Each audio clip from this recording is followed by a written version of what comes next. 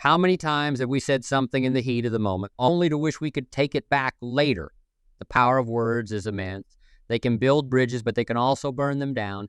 When we speak in anger, we often speak without thinking, and the consequences can be far-reaching.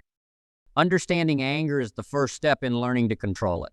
Anger is a natural emotion, a response to perceived threats or injustices, but just because it's natural doesn't mean it has to control us. We can choose how we respond.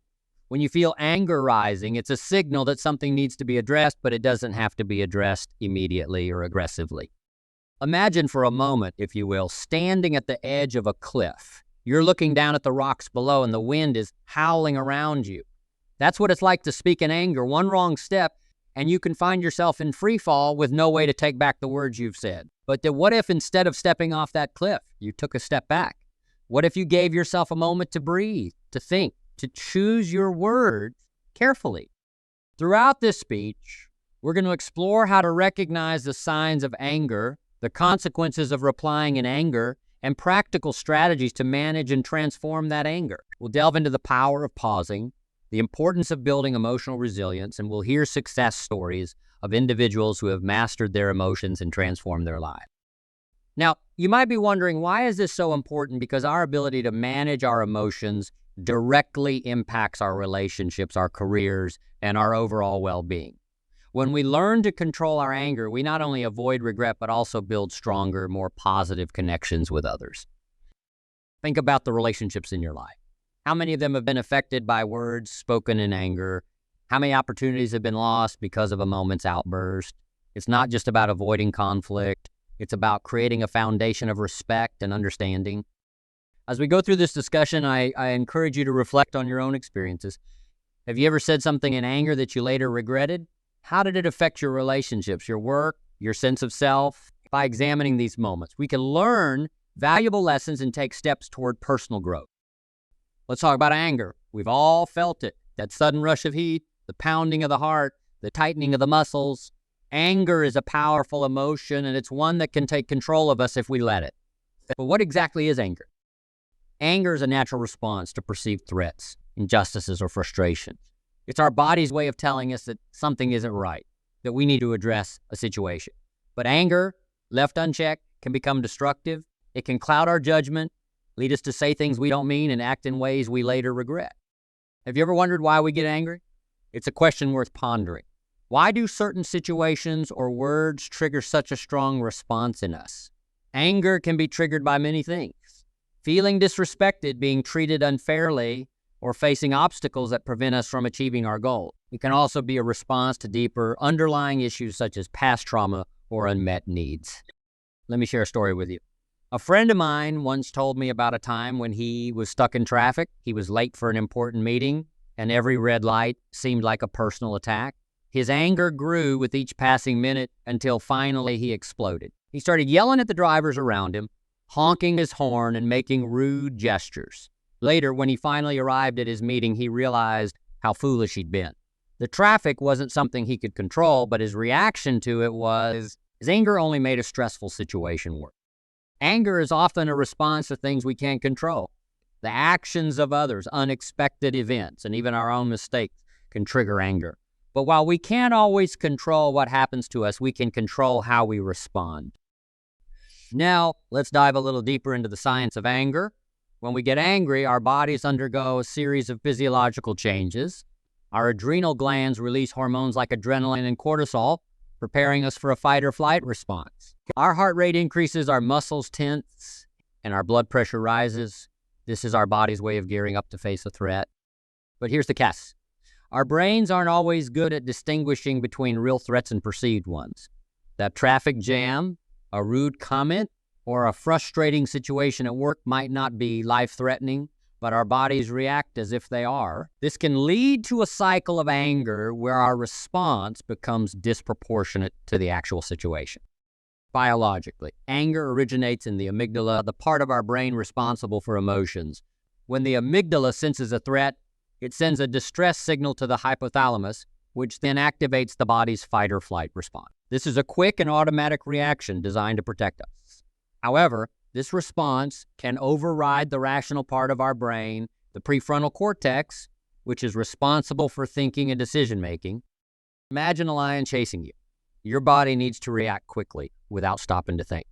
But in our modern world, where physical threats are less common, this same response can be triggered by everyday annoyances. Our brains are wired to react swiftly to danger, but this can backfire in situations that require calm and thoughtful responses.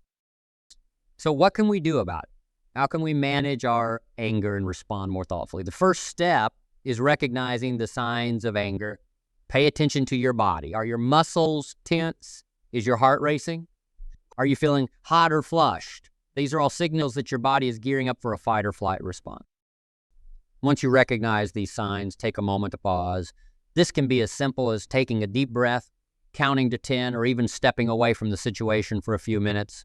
This pause allows your prefrontal cortex to catch up, giving you the chance to think before you act. Let me ask you, have you ever tried this? Next time you feel anger rising, try pausing for just a moment. Take a deep breath and ask yourself, is this reaction going to help the situation or make it worse? More often than not, a moment of reflection can prevent a hasty reaction. Another effective strategy is to understand the triggers of your anger. Keep a journal or make a mental note of the situations that make you angry. Are there common themes? Understanding what triggers your anger can help you anticipate and manage your responses. Let's take a moment to reflect on a practical scenario. Imagine you're at work and a colleague makes a critical comment about your project. Your immediate reaction might be to snap back, defend yourself, or even criticize them in return. But what if instead you paused and considered the situation? Maybe your colleague's comment was meant to be constructive, or maybe they were having a bad day themselves. By taking a moment to think, you can choose a response that is more measured and productive. How different would our lives be if we learned to manage our anger effectively? How many conflicts could be avoided? How many relationships could be saved? And how much more peace could we bring into our own lives and the lives of those around us? Understanding anger is the first step in mastering it. By recognizing its signs, understanding its triggers, and learning to pause and reflect, we can turn a potentially destructive force into an opportunity for growth and understanding. Remember, the goal isn't to never feel anger, but to learn how to respond to it in a way that is constructive and positive. Let's explore the consequences of replying in anger. When we let anger dictate our words and actions, the repercussions can be significant and far-reaching, impacting not just ourselves, but also those around us. Understanding these consequences can help us realize the importance of managing our emotions effectively. First, let's consider the personal consequences. Think back to a time when you responded in anger. How did you feel afterward? The emotional aftermath of anger often leaves us with feelings of regret and guilt. We might replay the incident in our minds, wishing we had handled it differently. This regret can linger, affecting our mood and an overall sense of well-being. It's like a heavy weight that we carry around, making it difficult to move forward with a clear mind and a light heart. I remember a story a friend shared with me. He had an argument with his spouse over something trivial, but in the heat of the moment, he said some hurtful things. Immediately after the argument, he felt a sense of relief, a fleeting satisfaction. But as the hours passed, that satisfaction was replaced by a deep sense of regret. He wished he could take back his words, but the damage was already done. The guilt he felt was overwhelming, affecting not just his mood, but also his self-esteem. Now, let's think about the impact on relationships. Anger, when left unchecked, can strain, even break relationships. The words we say in anger can be like arrows, piercing the hearts of those we care about. These wounds might heal over time, but the scars often remain. Consider some famous conflicts where anger led to lasting damage. Think about historical figures, business partners, or even celebrities whose relationships were torn apart by angry words. These examples serve as reminders that anger can destroy the very connections that we hold dear. A well-known example is the fallout between two business titans, Steve Jobs and John Sculley. Their relationship, once built on mutual respect and admiration, deteriorated due to a series of heated arguments and power struggles. This conflict not only affected their personal relationship, but also had significant repercussions for their careers and the companies they led. It's a powerful reminder of how anger can turn allies into adversaries. Now consider your own relationships. Have there been moments when anger caused a rift between you and someone you care about? How did it feel? How long did it take to mend that relationship, if it was mended at all? Anger also has professional consequences. In the workplace, our reputation is one of our most valuable assets. Responding in anger can tarnish that reputation, affecting how colleagues and superiors perceive us. It can create a hostile work environment, leading to decreased productivity and morale. In some cases, it might even cost us our job. So let me share another story. A colleague of mine once lost a major client due to a heated email exchange. The client had raised some concerns about a project, and instead of addressing them calmly, my colleague responded with anger. The client, feeling disrespected, took their business elsewhere. The immediate loss was significant, but the long-term impact on his reputation was even more damaging. Colleagues and clients alike began to see him as someone who couldn't handle pressure, and this perception followed him for years. Is a moment of satisfaction worth a lifetime of regret? When we lash out in anger, we might feel a temporary sense of relief, but the long-term consequences often far outweigh that fleeting satisfaction. The regret, the damaged relationships, the professional setbacks, are they really worth it? I think about the moments when you've let anger get the best of you. Was the immediate release of frustration worth the subsequent fallout? Reflecting on these moments can help us understand the true cost of anger and motivate us to seek better ways to manage it. So how can we avoid these consequences? It starts with awareness. Recognizing the signs of anger and understanding its triggers can help us take a step back before we react. It's about pausing, taking a deep breath, and choosing our words carefully, about realizing that we have the power to control our response even when we can't control the situation. So practical advice can make a significant difference. For example, if you find yourself getting angry at work, take a moment to step away from your desk, go for a walk, get some fresh air, or simply close your eyes and breathe deeply for a few minutes. These small actions can help you regain control and respond more thoughtfully. Another effective strategy is to practice active listening. When someone says something that triggers your anger, try to listen to their perspective without interrupting. This can be challenging, but it often helps to diffuse the situation and find a more constructive way to respond. Remember, the goal is not to suppress your anger, but to manage it in a way that minimizes negative consequences. It's about finding healthier outlets for your emotions, whether that's through physical activity, creative expression, or simply talking things out with a trusted friend or mentor. Replying in anger can have serious personal, relational, and professional consequences.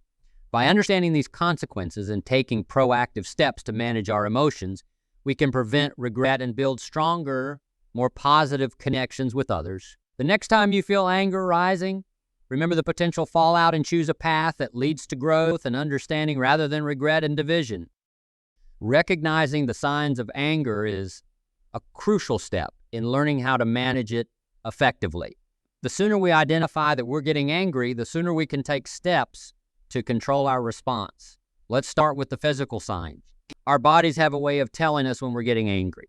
Have you ever noticed your heart rate increasing, your palms getting sweaty, or your muscles tensing up? These are all physical signs that your body is gearing up for a fight or flight response. Think about the last time you were really angry. How did your body react? Maybe your face got flushed or you felt a knot in your stomach. These physical symptoms are your body's way of saying something's not right here. Identifying these signs early can help you take a step back and assess the situation before reacting. Now let's move on to the emotional signs. Anger often begins with feelings of frustration or resentment. You might start to feel irritated or annoyed, and these feelings can quickly escalate into full-blown anger if not addressed. Recognizing these emotional triggers is key to managing your anger. Imagine you're at work and a colleague takes credit for your idea. You feel a surge of frustration. If you don't acknowledge that feeling, it can turn into resentment, and before you know it, you're fuming. But if you recognize that initial frustration and address it calmly, you can prevent it from escalating. I once worked with someone who had a habit of interrupting others during meetings. It was incredibly frustrating, and I found myself getting angrier each time it happened. But by recognizing that initial feeling of frustration, I was able to address the issue calmly with my colleague rather than letting my anger build up and potentially damage our working relationship. Behavioral signs are another important aspect to consider. When we're angry, our behavior often changes in noticeable ways. We might become more aggressive, using hostile language or even physical actions. Have you ever found yourself snapping at someone or raising your voice without even realizing it? These are behavioral signs of anger. Let's say you're in a heated argument with a friend. Your voice starts to rise, your gestures become more exaggerated, and you might even find yourself making sharp, cutting remarks. These behaviors are clear indicators that your anger is taking control. Recognizing these signs can help you pause and choose a more constructive way to respond. An important question to ask yourself is, what are my personal signs of anger? Everyone experiences anger differently, so it's important to be aware of your own specific triggers and symptoms. Take a moment to reflect. How does your body react when you're angry? What emotions do you feel? How does your behavior change? By understanding your personal signs, you can develop strategies to manage your anger more effectively. Let me share a practical example. A friend of mine used to get incredibly angry whenever he felt disrespected at work. His heart would race, his face would turn red, and he'd start to clench his fists. By recognizing these physical and emotional signs, he was able to develop a plan to manage his anger. He started taking deep breaths and counting to 10 whenever he felt the signs of anger coming on. This simple technique helped him regain control and respond more calmly. Another useful strategy is to keep an anger journal. Whenever you feel angry, jot down what happened, how you felt, and how you reacted. Over time, you'll start to see patterns in your anger triggers and responses. This awareness can help you develop better strategies for managing your anger. Let's also consider the impact of our environment. Sometimes the situations or people around us can trigger anger. It might be a stressful work environment, a difficult relationship, or even a particular time of day when you're more prone to irritability. By identifying these environmental triggers, you can take steps to minimize their impact on your emotion. For instance, if you know that you're more likely to get angry when you're hungry, make sure you eat regular meals and keep healthy snacks on hand. If you find that certain people or situations trigger your anger, consider how you can adjust your interactions or environment to reduce these triggers.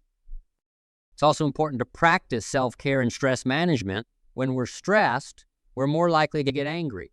Make sure you're taking care of yourself by getting enough sleep, eating well, and engaging in regular physical activity. These simple self-care practices can help reduce your overall stress levels and make it easier to manage your anger. Managing anger is a skill that can be developed with practice and patience. Let's talk about some immediate techniques that can help you regain control when you feel anger rising. One of the simplest yet most effective methods is deep breathing. When you take a deep breath, you send a message to your brain to calm down and relax. This helps to slow your heart rate and lower your blood pressure, counteracting the physical effects of anger. Imagine you're in a heated conversation and you feel your anger building. Instead of responding immediately, take a moment to breathe deeply. Inhale slowly through your nose, hold for a few seconds, and then exhale slowly through your mouth. Repeat this a few times until you feel calmer. This simple technique can make a huge difference in how you respond. Another immediate technique is counting to 10. It might sound too simple to be effective, but it works. When you count to 10, you give yourself a moment to pause and think before reacting. This brief pause can prevent you from saying or doing something you might regret later. Let me share a story with you.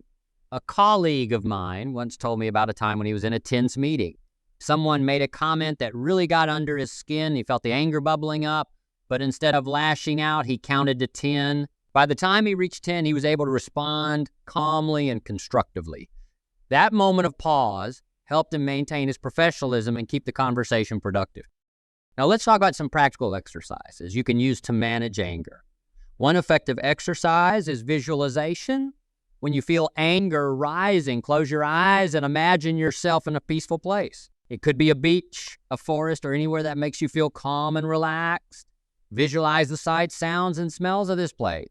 This can help to shift your focus away from the source of your anger and create a sense of calm. Another practical exercise is to practice progressive muscle relaxation.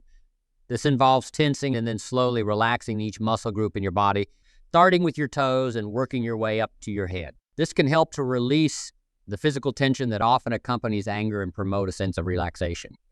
In addition to these immediate techniques, there are also long-term strategies that can help you manage anger more effectively.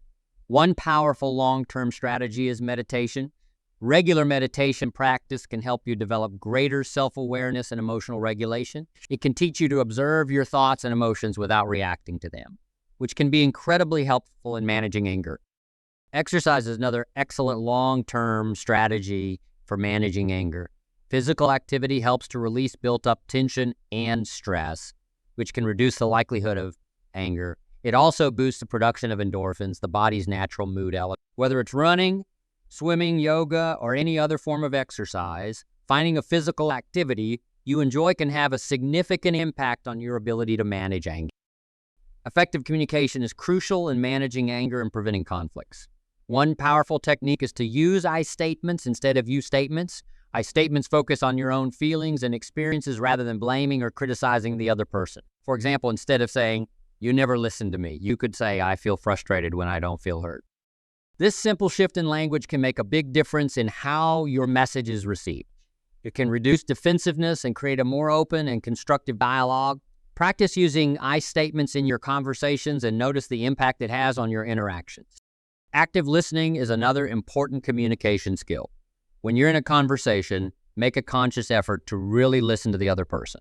This means giving them your full attention, acknowledging their feelings, and responding thoughtfully. Active listening can help to de-escalate tension and create a more positive and productive exchange.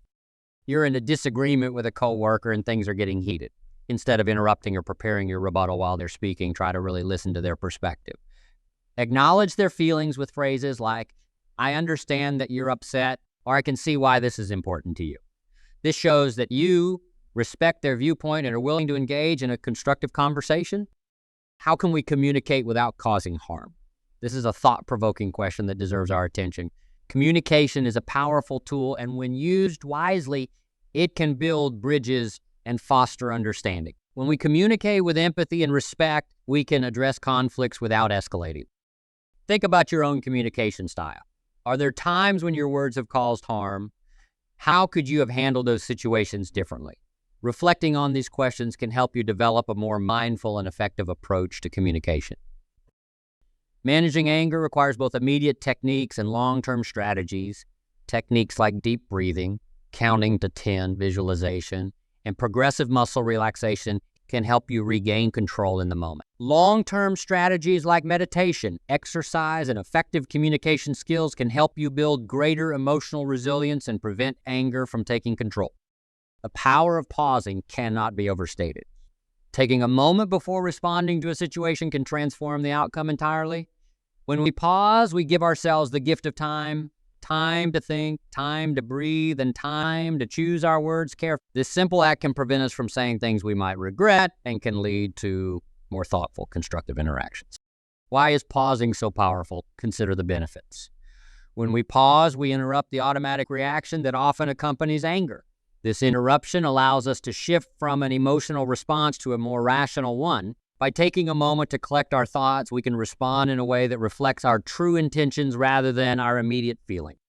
History is full of examples of the power of pausing. One well-known story involves Abraham Lincoln. During his presidency, Lincoln received a letter from a young Army officer who was furious with his superiors. The officer wrote a scathing letter full of accusations and anger. Lincoln advised the officer to put the letter in a drawer and wait before sending it. The officer took Lincoln's advice and, after a few days, reread the letter and realized it would have caused more harm than good. This pause allowed him to cool down and reconsider his approach, ultimately leading to a more productive resolution. I can also share a personal anecdote. I once had a disagreement with a close friend. In the heat of the moment, I was tempted to send a long, angry message. Instead, I decided to wait. I took a walk, breathed deeply, and allowed myself to calm down. When I finally responded, I was able to express my feelings more clearly and constructively.